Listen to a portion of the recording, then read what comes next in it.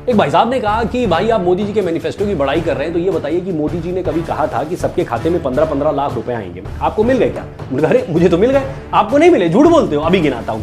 ये बताओ कि ये इतने साल से कोरोना के बाद से सबको लगातार फ्री अनाज मिल रहा है, सिलेंडर मिल गया, शौचालय मिल गया, पीएम आवास मिल रहा है गरीबों को, तो ये बताइए कि क्या ये पैसे से आया होगा, सरकार ने इसके लिए पैसे खर्च किए कि ये आसमान से ऐसे ही फ्री में उतर आया है?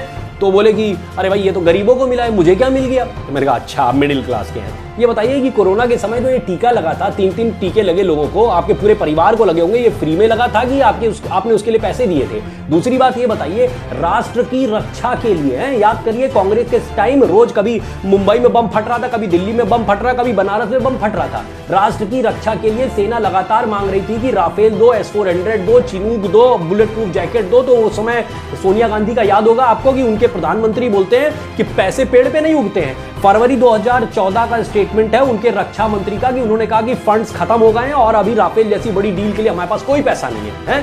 मोदी जी ने पिछले 10 सालों में ये सारी चीजें सेना को दी। जब ये चीजें दी जाती है तो सेना का मनोबल बढ़ता है, आतंकवादियों का मनोबल घटता है। आज अगर पाकिस्तान जरा सी हिमाकत करती है तो हम लोग पाकिस्तान में घुस के मारते हैं, वरना आज अगर यहां पे भी ऐसे ही बम फट रहे होते तो कहीं आप भी फट गए होते हैं, और अगर फट गए होते तो 15 लाख का क्या अचार डालते? एहसान फरामोश कहीं के बात करते हैं।